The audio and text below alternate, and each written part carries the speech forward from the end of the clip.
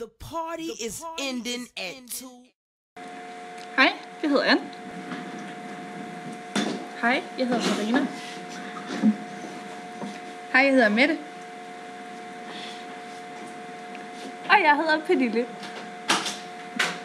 Og nu kommer vores novelle om Kim og Karsten. Hvordan ved vi, om de kan se det? Ja, det her, det er så Kim og Karsten. Yes. Karsten og Kim har været kærester i mange år. De var nemlig også barndomskærester og har holdt sammen lige siden. Karsten har inviteret Kim på forlænget weekend i Flensborg, hvor de skal til Rammstein-koncert. Og samtidig så kan de også lige få grænsehandlet lidt i Fleggaard, da det er deres foretrukne sted.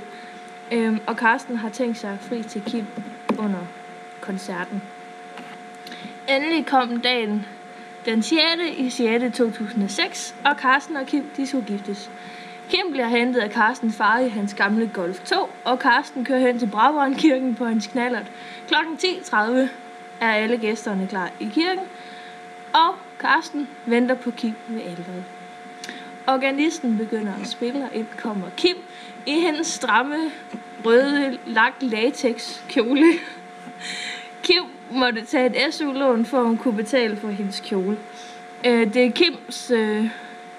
Kims far, som fører hende op ad gulvet.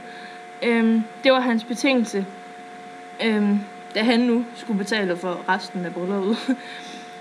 Da Kim og Karsten står ved alteret og har sagt ja til hinanden, kommer Kai og Karoline, det er deres 2 skildpadder, op ad gulvet med deres vielsesringe.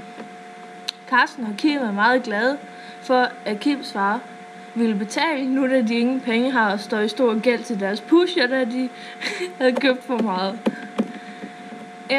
Efter kirken tager de hen i City Vest, hvor de har lejet Karstens arbejdsplads, som er McDonald's, deres rum, som de bruger til at holde fødselsdag i, da Karsten kan få det gratis. De er der hele natten og danser brudevals klokken 12:15. Og klokken 2:30 om natten tager Karsten og Kim afsted til deres svingerklub ude i Elev, hvor de har forberedt en lang og hyggelig nat. I svingerklubben går det vildt for sig, og de er helt færdige dagen efter.